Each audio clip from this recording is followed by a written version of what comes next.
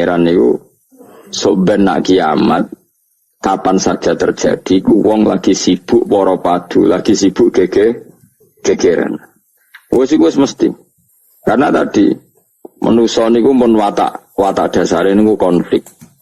Ya tadi misalnya pengurus masjid bahkan mungkin organisasi-organisasi perdamaian itu pas rapat ya tukaran. Padahal organisasi ini perdamaian.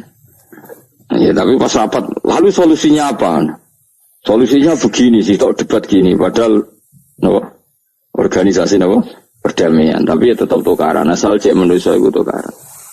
Uniknya lagi manusia itu kalau ingin damai juga harus punya alat untuk tukaran. Nah orang ya tidak. Lalu kalau nanti ngaji kitab dalam salah satu kitab ada makalah gini. Idza aradta as-sulha fasta'idda lil harbi. Kalau kamu ingin damai, maka siapkan alat perang sebanyak mungkin. Karena logikanya gini ya, kalau misalnya ada bajingan atau penjahat, dia punya bom, punya pedang, terus kamu sebagai orang soleh tidak punya apa-apa, bisa nggak bergening perdamaian? Kan nggak bisa. Mereka terpaksa damai karena kamu punya senjata yang imbang.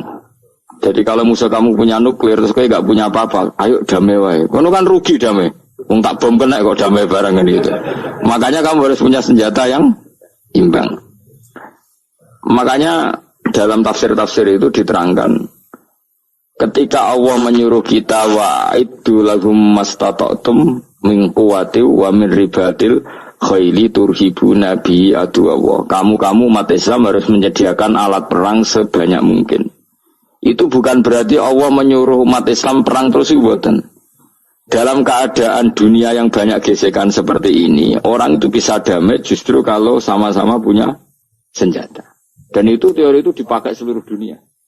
Sekamane cara sing didelok wong akeh sing ora jare. Misalnya Amerika kan terkenal dikjaya, Korea Utara ben dirgani Amerika kudu gawe senjata sebanyak-banyaknya. Ya sudah seperti itu sudah teori yang dikatakan Quran. Karena manusia punya watak dolim. Watak dolim itu nak ora diimbangi ya mesti yang satu diinjek. Makanya dalam fikih Islam itu lucu. Fikih rodok jorok tapi gelem ra gelem kayak kudu setuju. Nek cara fikih itu kayak di bojo ayu celek. Nara gelem mbok kumpuli ra wajib mbok nafakoi. Jadi kono iso ngancam gak buka dhuwit ra tak kei. Ajane rada jorok fikih. Itu cara fikih memang gitu. Perempuan itu tidak wajib melayani suaminya jika tidak dikasih nafkah. Lucunya fikih yang merovokasi sing lanang. Dan wong lanang ra wajib nafkahi nek ra dikei. Iku wis ora usah terangno iku opo. Jadi fikih itu karena ngikuti teori umum. Makanya Mbak Mun itu fikih kata beliau itu, aku mbek fikih ini ra cocok. Aku apa omah tapi dagangan perkara itu. Tapi memang secara prosedur fikih gitu. Mana wong kere-kere itu pancen wis ora entuk jatah kelon karena ra iso nafkahi gitu. Itu cara fikih. Memang seperti itu. Karena kere kok pola, no? Kere kok pola. Karena nak kere kudu ganteng. Jadi orang entuk jatah sing wedok sing seneng lah itu entuk jatah, tapi nek wis kere elek ya wis nelongso perkarane memang. Jadi karena seorang istri wajib melayani suaminya jika tidak kodak nafkahi. Bahkan menurut fikih Islam itu boleh rafa. Jadi oleh rafanya hakim. Pak Hakim suami saya kiri itu boleh. Dan itu bisa diceraikan oleh siapa? Hakim. Jadi rafa. Karena tadi manusia itu yakhisimun di mental konflik. Dan mental konflik itu tidak dihilangkan Allah sama sekali kecuali nanti setelah di surga. Makanya Allah ngendikan apa? Wa naza'na ma fi sudurihim min ghillin. Jadi sifat dengki, sifat hasud itu dihilangkan nanti setelah di surga. Hanya di dunia itu antar wong soleh ya mesti hasud. Mana ada sing ora soleh, sing soleh wae kudu hasud. Ya senine ngono. Waktu Indonesia ini rebutan dari presiden iku rebutan masjid geger. Bahkan rebutan ngeklaim nak salate paling sah, torekoe paling bener itu ya geger. Padahal yang ngerti otoritas itu yang pangeran, tapi manusia tetap menang kalah pokoknya geger. Besok sak PT nak sing dalan ya geger. Kalau sering Pak besok balapan itu kadang kisah nopo sak PT, sak PO itu. Karena nanti bayangannya pangeran itu ya mesti terjadi pangeran sing ngendikan kiamat itu tak khuduhum warum ya khisimun. Jadi ben ora men yasinan tok ora paham tak tulung bangunan ora paham bangeten. Wa hum fi ghaflatin minha bitakhosumin wa tabayu'in wa aklin wa syurbin. Mesti manusia itu dia mental takhosum saling berebut. Makanya cita-citanya Sayyidina Ali, dawuh Sayyidina Ali, ana awaluman yadsu baina yadayir rahmanil khusumah dari Sayyidina Ali. Saya nanti pertama ketemu pangeran itu akan melaporkan musuh-musuh saya. Jadi cita-citanya dene. Aku lah di rencana ngono. Aku lah di ben seru no. Jebule bareng lapor kok ala wah ya nyoror. Sayyidina Ali beda wae anak gue wis lapor jebule. Salah. Karena apa? Ya itu tadi. Manusa itu pokoknya ngono. Pertama manusa itu Nabi Adam. Iku ya wis geger mek malaikat. Dari pangeran Adamu khalifah, dari malaikat khalifah kok manusa mesti seneng geger.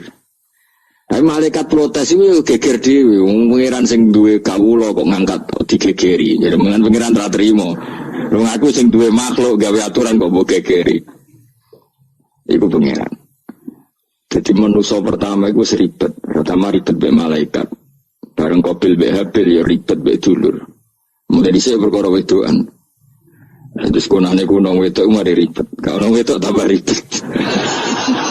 Soalnya dunia itu ribet tes dinikmati no? Dinikmati. Makanya banyak orang top itu. Kalau punya kenalan banyak orang top. Itu ribet itu di manage. Jadi ada salah satu tokoh Indonesia itu terkenal sekali. Nak pidato ra kontroversi ra iso turu, tapi nak wis pidato wong bingung kabeh iso turu.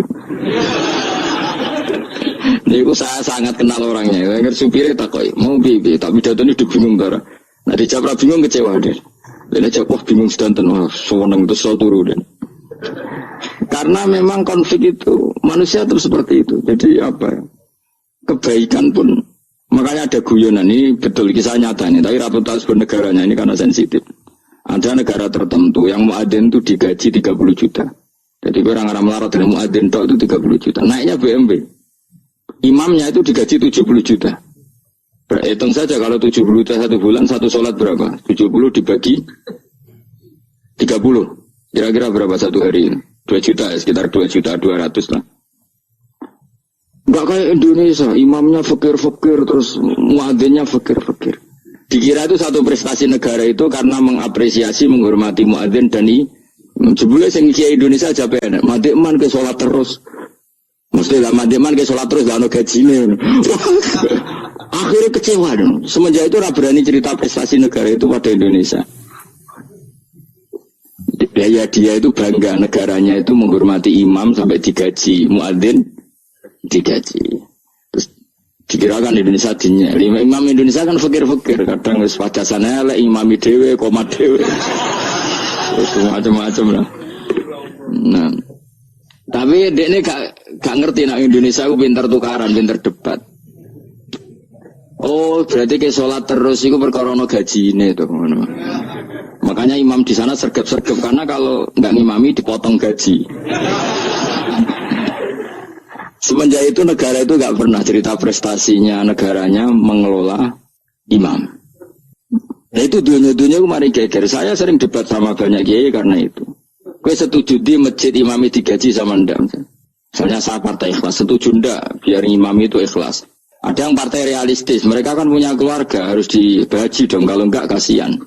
Partai realistis versus partai ikhlas. Menang mana coba?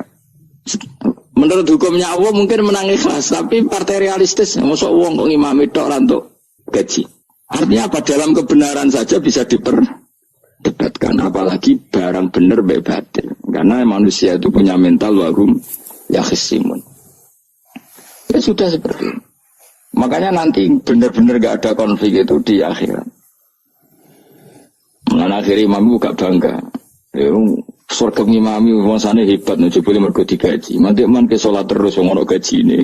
Artinya sholatnya orang Indonesia itu luar biasa. Imam-imam Indonesia tanpa gaji kok. Ya resikonya kadang mutung, itu kan gak masalah. Tapi ya gak masalah lah, tapi tetap ikhlas dibangun apa? Gaji. Mana kalau lu bingung saya hafid mulai digaji, ustad digaji, kalau bingung ngerti takoki, kok berkali-kali.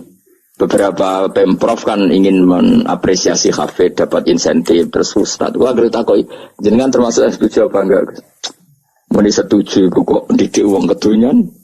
Muni ra setuju hafid betul duit kok ora oleh. Aku mending ngene, wong alim ora iso mikir dunya, mending ora tahu.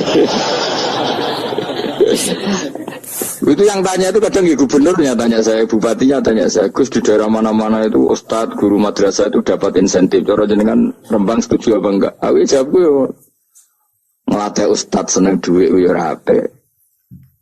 Nentang ustadz untuk rezeki yo ora apik. Ustadz fakir yo akeh tenan. Nah, gua kan wong keramat, gak mati masalah cara orang untuk gaji. Tapi kan tidak semua orang keramat. Kalau wong keramat untuk gaji tetap gagal. Tapi rata-rata ustaz kan tidak keramat. Gak keramat, bojone cerewet. Cek kumpul mertua. Nggak, kalau sampean misalnya jadi, nggak ini cerita wakisimun. Seman setuju nggak kalau ada hafid itu dapat insentif? Ayo ngaco. Setuju ora? Loh kok setuju hafid? Terus gue senang hafid itu di mental materialistik. Setuju tak? Nggak. Terus dia setuju hafid rada duit. Mungkin ya, jadi ngurusi aku. Jadi memang kebaikan saja bisa diperdebatkan.